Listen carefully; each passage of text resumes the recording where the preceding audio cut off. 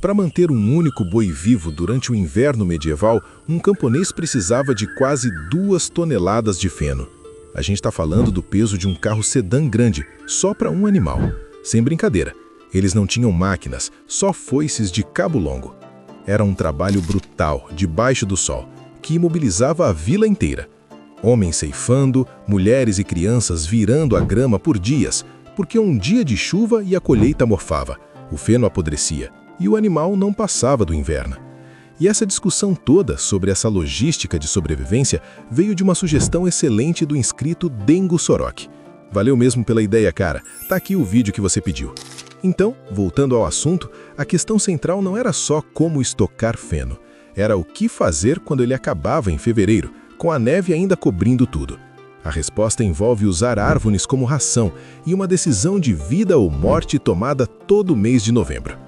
Então, já que o assunto é fazer a escolha certa para garantir o futuro, já deixa o like e se inscreve. É a melhor estratégia que você adota por aqui. Para começar, a sobrevivência entre os séculos X e XV era uma questão de matemática e clima. Numa sociedade onde 9 em cada 10 pessoas dependiam da terra, o inverno não era uma estação, era um cerco. E a partir do século XIV, com o início da pequena idade do gelo, esse cerco se tornou mais longo e brutal. Os invernos não duravam apenas de 4 a 6 meses, eles se tornaram imprevisíveis e severos, elevando a aposta para um nível existencial. A perda de animais não era um prejuízo, era o fim da linha. Eles sabiam disso com séculos de antecedência. Repara nisso, o Domesday Book, o grande censo inglês de 1086, já media a riqueza da terra não em ouro, mas em capacidade produtiva. Os prados não eram descritos por sua beleza, mas por quantas carroças de feno podiam gerar. Era uma contabilidade fria e prática, porque cada carroça representava dias de sobrevivência para os bois que aravam a terra, para as vacas que davam leite e para as ovelhas que forneciam lã. A estrutura feudal apenas apertava o nó. O senhor ficava com os melhores prados e o camponês com a margem de erro perigosamente fina. Essa realidade transformava o feno no recurso mais valioso do verão. A colheita, geralmente em junho, era uma operação comunitária contra o tempo. Homens com foices de cabo longo, mulheres e crianças virando a grama com ancinhos. Um dia de chuva podia mofar a colheita, e um feno mofado podia adoecer e matar o gado. O volume necessário era absurdo. Um único boi de tração precisava de até 15 quilos de feno por dia. Para manter uma junta de 2 bois por um inverno de 150 dias, um camponês precisava de cerca de 3.600 quilos de feno. Vê só, é o peso de 3 carros populares modernos acumulado com ferramentas manuais. A sofisticação estava nos detalhes. Manuais agrícolas como o francês Le Bon Berger, de 1390, já instruíam a separar o feno. O de melhor qualidade, vindo de prados irrigados, era reservado aos animais de elite, cavalos de guerra e vacas leiteiras em lactação. O feno de menor qualidade ia para os bois de tração e outros animais. Isso não era preciosismo, era gestão de ativos. Eles sabiam exatamente qual animal gerava mais valor e alocavam os melhores recursos para garantir sua produtividade. A sobrevivência dependia dessa lógica implacável. Para dar conta dessa tarefa colossal, a tecnologia da época precisou evoluir. A grande virada aconteceu por volta do século XII, com a popularização da foice de cabo longo. Antes dela, usava-se uma foice de mão, curta, que exigia que o trabalhador ficasse agachado. A foice longa permitia ceifar em pé, com um movimento de varredura muito mais eficiente, multiplicando a produtividade de um único homem. Ancinhos e garfos de madeira completavam o kit básico para secar e empilhar o feno, que era então transportado em carroças de bois. O armazenamento era outro desafio crítico. A prensa de feno não existia, então ele era guardado solto, ocupando um volume gigantesco. Isso levou ao desenvolvimento de celeiros cada vez maiores e, crucialmente, mais bem ventilados. Um bom celeiro não era só um armazém, era um cofre, um símbolo de que aquela propriedade tinha os meios para sobreviver ao inverno.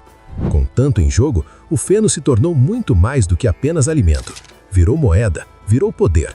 O valor de uma terra era medido por seus prados. Disputas por direitos de ceifa em terras comuns eram constantes e às vezes violentas. O feno era taxado.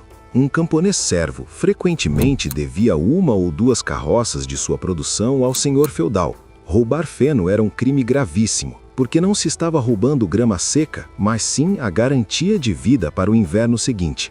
O custo para comprar feno suficiente para um boi poderia consumir meses do salário de um trabalhador. Se essa análise te fez enxergar a Idade Média de um jeito diferente, uma curtida ajuda muito.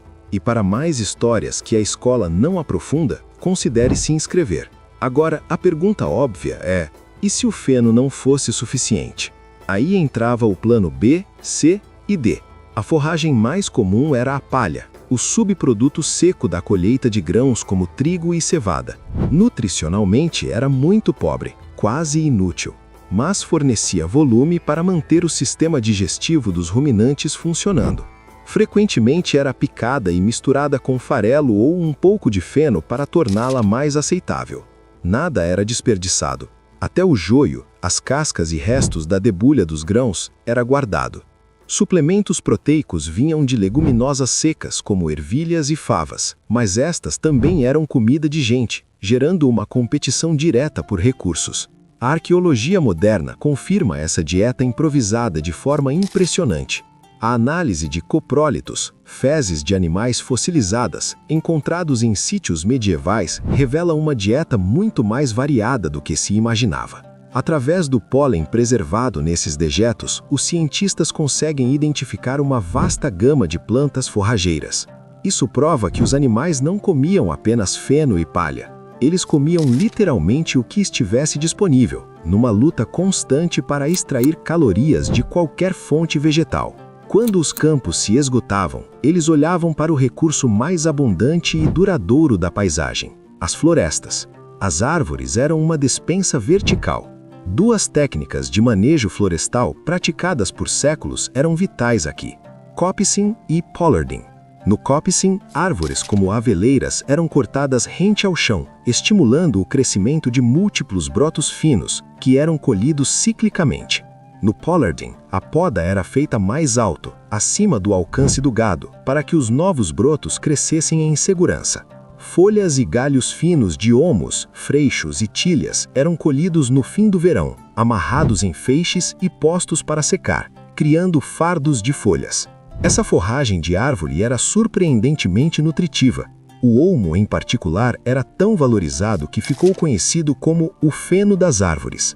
E isso não é especulação. Manuscritos iluminados, como as famosas Três Riches de Duc de Berry, do início do século XV, mostram cenas claras de camponeses podando árvores no inverno para alimentar ovelhas, uma prova visual direta dessa prática. Mas havia um animal com uma dieta de inverno completamente diferente que transformava a floresta em bacon: os porcos.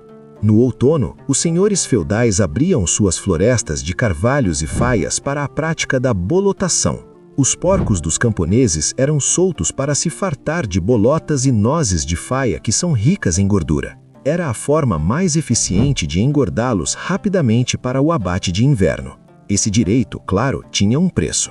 A taxa mais comum era 1 porco em cada 10 para o senhor da terra.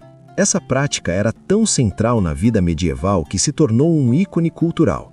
Os calendários que decoravam muitas igrejas e livros de horas frequentemente ilustravam o mês de novembro com a mesma cena: um porqueiro, com uma vara longa, batendo nos galhos de um carvalho para derrubar bolotas para sua vara de porcos. Era um sistema engenhoso que convertia um recurso florestal inútil para humanos na principal fonte de carne e gordura que sustentaria as famílias durante os meses mais frios. Mas a gordura dos porcos não movia um arado. Para a mais alta performance era preciso um combustível premium: os cavalos de guerra do cavaleiro. Esses animais eram o equivalente a um tanque de guerra medieval e precisavam de uma dieta calórica para manter a força. Registros da Casa Real Inglesa do século XIII são explícitos. Um cavalo de guerra podia receber até 5 quilos de aveia por dia. Essa quantidade de grãos poderia sustentar uma família camponesa por um dia inteiro. A decisão de dar grãos a um boi de arado, por exemplo, era um investimento de altíssimo risco, feito apenas na esperança de garantir a força do animal para a colheita do ano seguinte. Basicamente, Eles estavam usando calorias humanas para abastecer seus ativos militares e agrícolas mais críticos. É a mesma lógica de alocar o melhor combustível para um caça a jato e não para um trator. Essa alocação seletiva não se aplicava apenas ao combustível de elite. Cada animal era uma máquina biológica diferente e eles sabiam disso. Um cavalo, com seu sistema digestivo mais simples, precisava de feno de alta qualidade e grãos para prosperar. Já os ruminantes, como bois e ovelhas, eram muito mais eficientes. Seus estômagos de 4 câmaras funcionavam como bioreatores, capazes de extrair nutrientes de forragens grosseiras, como palha e folhas de árvores. Por isso, as ovelhas eram frequentemente deixadas ao ar livre por mais tempo, enquanto as cabras, notórias por sua resistência, encontravam sustento em arbustos e cascas de árvores. Essa gestão diferenciada era, em essência, a diversificação de um portfólio biológico. Cada espécie tinha um perfil de risco e um requisito de investimento diferente, otimizando o uso de cada recurso limitado. Mas mesmo a melhor otimização esbarrava num teto matemático. A decisão mais brutal e necessária de todas era tomada em novembro, o abate estratégico. Por volta do dia de São Martinho, em 11 de novembro, as famílias faziam um inventário frio de seus rebanhos. Animais velhos, fracos, estéreis ou simplesmente excedentes eram abatidos. A lógica era dupla e implacável.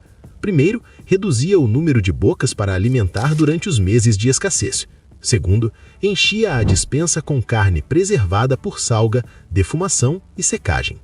A zooarqueologia moderna confirma isso, mostrando um pico acentuado de ossos de gado e porcos abatidos no outono. Não se tratava de crueldade, mas de uma contabilidade fria para garantir que os mais fortes e os humanos chegassem à primavera. Se essa análise estratégica da sobrevivência medieval te interessa, considere se inscrever para mais histórias que a escola não aprofunda. Para os animais que passavam no corte, o próximo desafio era o abrigo. Proteger o rebanho do frio cortante era tão vital quanto alimentá-lo. Senhores ricos e mosteiros tinham estábulos de pedra e celeiros espaçosos. O camponês comum, no entanto, recorria a uma solução mais íntima, a casa longa. Era uma estrutura única, onde a família vivia em uma extremidade e os animais na outra, muitas vezes separados apenas por uma divisória. A vantagem era a sobrevivência mútua. O calor corporal dos animais ajudava a aquecer a casa, e o esterco acumulado se tornava um fertilizante valioso para a primavera. Essa convivência forçada era, na prática, um sistema de aquecimento e segurança integrado, um princípio que hoje inspira designs de arquitetura passiva e sustentável. Mas mesmo dentro de 4 paredes, uma necessidade diária se tornava uma tarefa perigosa: água. Essencial e, no inverno, aprisionada sob o gelo. Todos os dias era preciso usar machados para quebrar a superfície congelada de riachos e poços. Era um trabalho exaustivo e arriscado. Escorregar e cair na água gelada poderia ser fatal. Um poço coberto perto do estábulo era um luxo que poucos possuíam. A neve derretida era uma alternativa, mas coletar e derreter volume suficiente para um rebanho exigia tempo e combustível, recursos tão escassos quanto a própria comida. Isso transforma uma ação que hoje consideramos trivial, abrir uma torneira, em uma expedição diária de alto risco. E todo esse esforço diário levava ao ponto mais crítico de todo o ano, o final do inverno, entre fevereiro e abril. Na Inglaterra tinha um nome: The Hungry Gap, o intervalo da fome. Nesse ponto, as reservas de feno e grãos estavam no fim, ou já haviam acabado. Os animais, enfraquecidos, estavam vulneráveis a doenças, e a nova grama ainda não havia crescido. Era aqui que a mortalidade atingia o pico. Em atos de puro desespero, há registros de camponeses arrancando a palha do próprio telhado para usar como forragem de emergência. O Hungry Gap é o equivalente medieval a ter suas economias acabando um mês antes do próximo salário. Uma corrida contra o tempo onde qualquer imprevisto era fatal. Mas essa corrida desesperada não era a mesma para todos. A experiência do inverno era definida por 2 variáveis: classe social e latitude. Um senhor feudal com seus vastos prados e celeiros cheios enfrentava um desafio de gestão. Um camponês servo com uma única vaca enfrentava um risco existencial. A geografia impunha contrastes ainda mais drásticos. No sul da Europa, os invernos eram mais curtos. Na Escandinávia, porém, o confinamento podia durar até 8 meses. Lá, a dieta animal era suplementada com recursos impensáveis mais ao sul, como farinha de peixe seco e algas marinhas. Essa variação é um mapa da desigualdade e da adaptação. Mostra que não existia uma Idade Média, mas múltiplas realidades. O princípio, no entanto, é atemporal. A forma como se enfrenta uma crise depende drasticamente de onde você está e dos recursos que possui. E essa diferença não era uma teoria econômica, era a distância entre um celeiro cheio e um celeiro vazio. Era o som de um animal respirando no escuro ou o silêncio da morte. A crise não era um número, era uma presença física dentro de casa, esperando a primavera chegar ou não. É uma ironia brutal, não acha? Toda essa engenhosidade, todo esse sacrifício para adiar uma sentença. A luta não era para salvar uma vida por compaixão, era para preservar um ativo. O animal não era um companheiro, era uma ferramenta com data de validade e o inverno era só um problema de manutenção. Hoje, nosso Hungry Gap é quando o sinal do Wi-Fi cai ou quando a fatura do cartão chega antes do salário. Nós otimizamos planilhas e reclamamos da entrega que atrasou. É o mesmo instinto de gerenciamento de escassez, só que aplicado a confortos que fariam um senhor feudal parecer um deus. Falando em não deixar um recurso escapar, o algoritmo hoje é o nosso inverno imprevisível. Ele decide quem recebe o quê. Para não depender da sorte e garantir que nosso próximo vídeo chegue até você, ative o sino. Afinal, por que arriscar perder algo que você já escolheu ter?